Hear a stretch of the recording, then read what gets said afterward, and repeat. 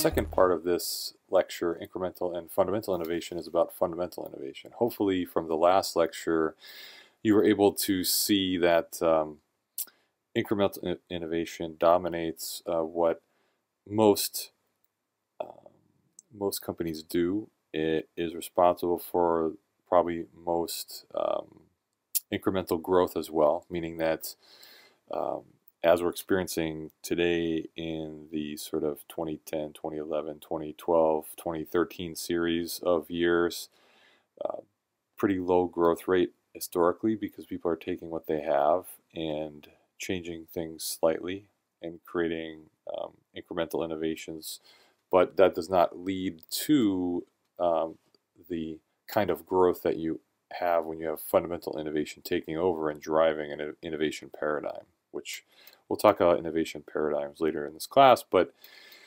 example of that is the transistor leading to integrated circuits, leading to PCs, leading to the internet, leading to software and operating systems and the internet. So that is a gigantic innovation paradigm caused by initially a jump in fundamental innovation and multiple moderate and fundamental innovations over the years to keep that innovation paradigm going.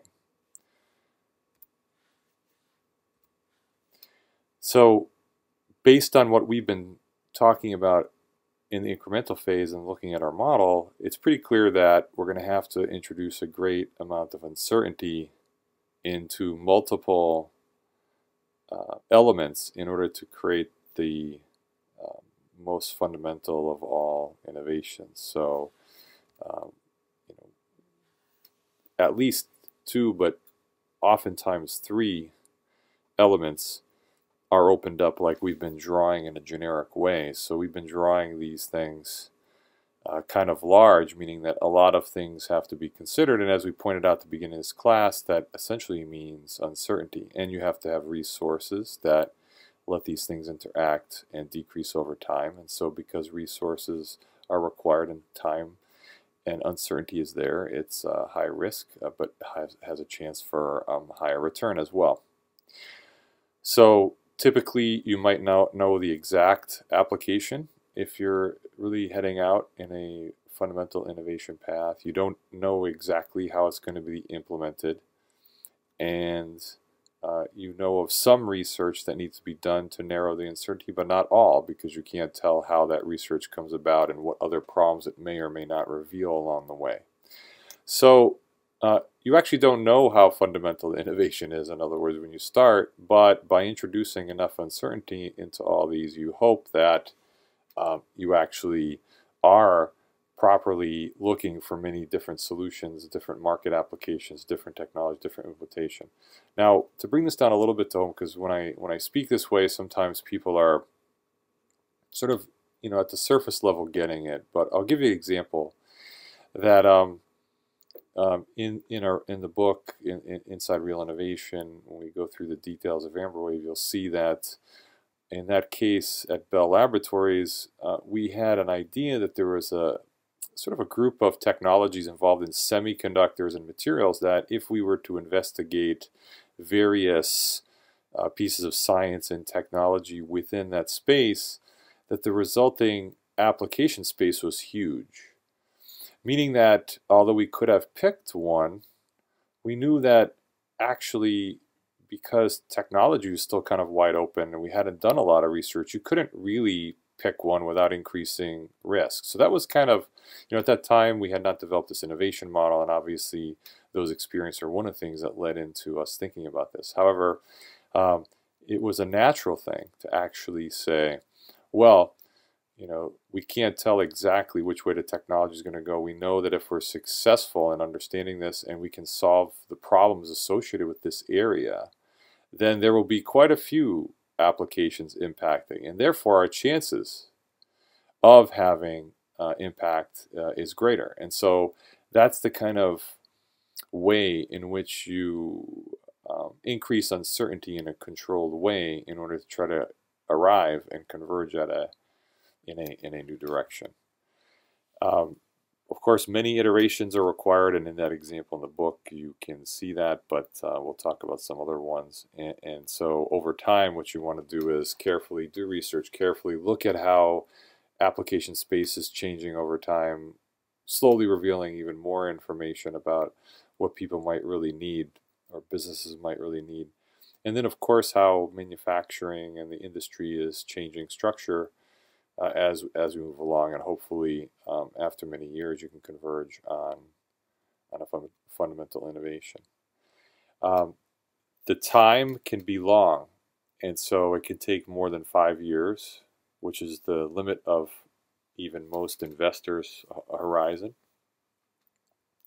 And for the most fundamental ones, it takes 10 or 15 years from the moment that you build a prototype that usually the promoters, the people that are dreaming of that particular innovation, when they kind of think it can work, it usually takes another 10 or 15 years to convince the rest of the infrastructure in order to converge on innovation. And so, we'll look at that now.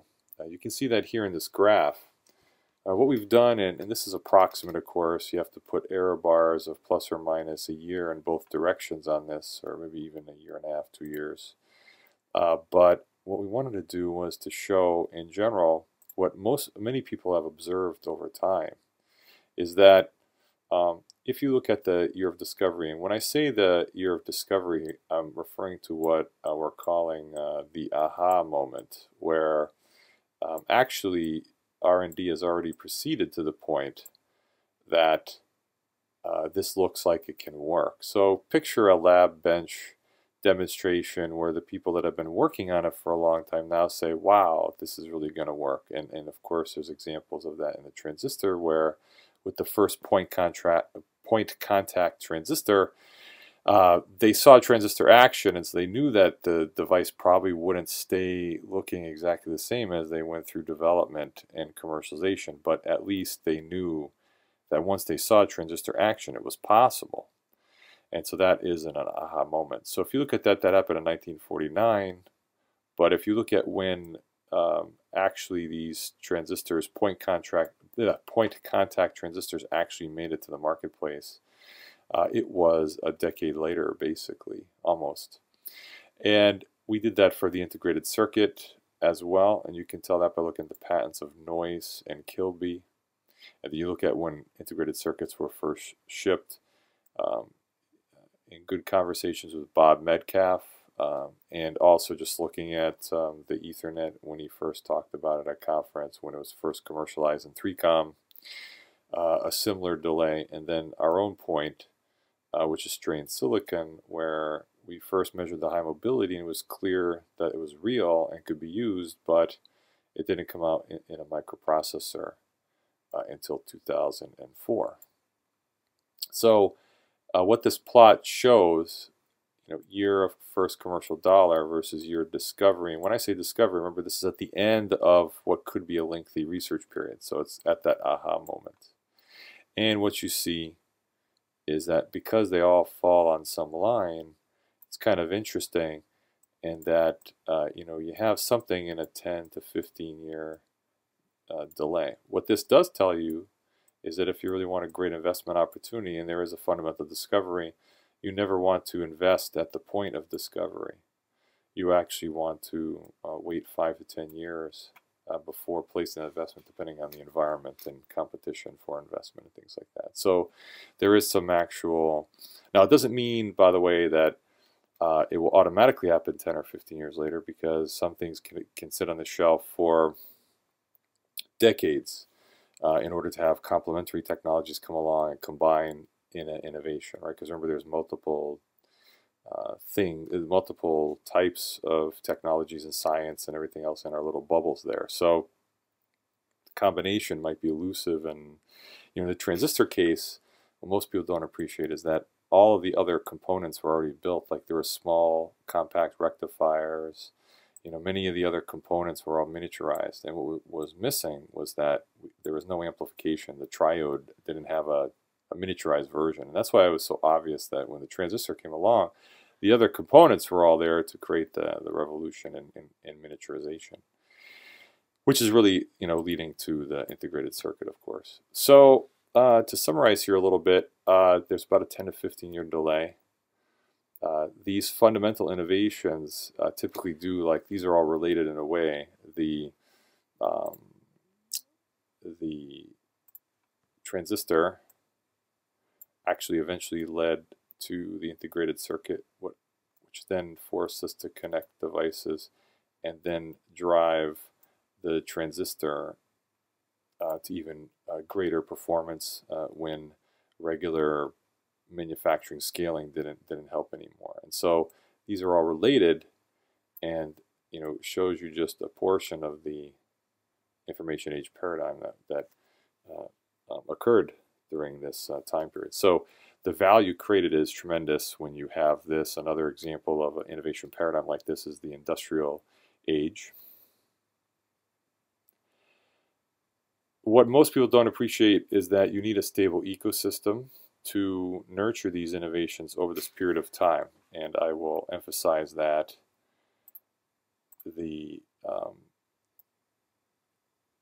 if your political system or the global system or whatever is going on is changing, you will disrupt these kinds of innovations and increase delays. And so this is where national policies and things like that can interfere tremendously. Incremental innovation, which we talked about in the last lecture, is so short-term and is so obvious, and normal economic parameters are applied to it, meaning that people investing over a year or two know kind of how to do that, and it's self-evident, the risk is fairly low. So incremental innovation is never the concern. What we actually need are fundamental innovations to be constantly, over decades coming into the marketplace, and that requires an ecosystem which allows them to be created and move through an innovation system. And of course, changes in the middle of the progression of these just delays them further, more than 10 or 15 years, and you get slower periods of growth if that's the case. This is generally a huge problem because it's not something that most people understand. And as I said before, this is after the research phase. And so, we're talking about decades of activity. So let's talk about examples. I told you about the sequence of microprocessors once the innovation paradigm, the PC part of it had been created. Then the market application and the technologies are fairly well defined. You had to do incremental pieces to the technology, but the implementation was the same. And so you ended up with just incremental ones. But the original microprocessor is a great story of how DRAM and the company that documented this the best because of their success later and the recordings that were from interviews that were created. Intel was a company that did very well with DRAM until Japan actually started using the statistical processing control methods that we taught them after World War II, and we had forgotten about them. And so when they did get into the semiconductor market, they were making DRAMs more efficiently with higher yield than we were. And so pretty much everybody in the US that was in DRAM started having a crisis because they were going to be annihilated. And so they desperately looked around, and in Intel's case, they noticed they had this crazy thing where they had put multiple functionalities together on a single chip for a calculator company in Japan, actually. And, they were calling this at the time, I think, a microprocessor instead of a microcontroller. But anyway, it's a little, processing unit that had multiple different areas to it. And they said, wow, this is pretty interesting. So they went and they said, we could sell this into more area, we'll be all right. And so they decided to ramp the microprocessor, but they had to find more applications for it. And they listed 50 things on I think it was 50 things on the board. And of course, personal computers were not one of the applications. So, again, they were opening up the market space, looking at a huge thing. But what they did is what we're talking about. As they moved ahead, this changed, and PCs appeared, and it turns out that was the key, because at the end of the day, that was the one it ended up converging on. So again, the importance of leaving these open and kind of throwing things out as you go through the iterative process, but maybe adding things as you go along. For example, in the technology circle, you could have competitive technology. So there could be competitive technology coming from somewhere else, and you have to add that in as you go along, and that could change the conversion, right? But anyway, the original microprocessor example of a very fundamental shift. Strained silicon, our own story.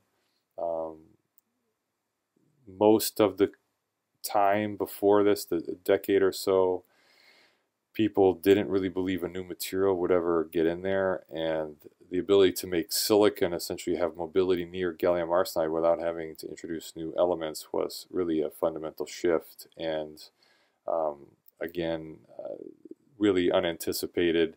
Took years to arrive. It's a 20-year story essentially, and so it has the same kind of, and we'll talk about that later in more detail. The transistor, certainly I already explained that the transistor, the way that the progress, which was slow, but eventually had produced miniaturized devices for almost everything else that was needed, capacitors and resistors and rectifiers. And so the last missing piece was a small amplifier, which of course took a long time to get to, but when it did, it unleashed a fundamental wave that we're still feeling. I mentioned this class, we're going to talk about negative examples, and diode memory is an example of a fundamental shift that we tried to create in a company called Contour Semiconductor. And on paper, there were some circuit topologies that looked really good where you could actually not have transistors. Now, the reason this was significant is that diode is very simple, and so there's very few layers. So if you look at the number of processes you would need to build the memory, the number of pattern levels would decrease tremendously, and the cost would be much less. So very low cost memory could have been accessed. But it turns out that it's, you know, sort of an underappreciation for the discovery of the transistor in a way, and this happens throughout time too, where people in later generations, you know, it's not clear why things converged the way they did, and what you find out when you look at carefully at the circuit topologies for diode memory is that without a gain device, here and there, it doesn't have to be everywhere, but here and there you need a gain device, which essentially is a transistor.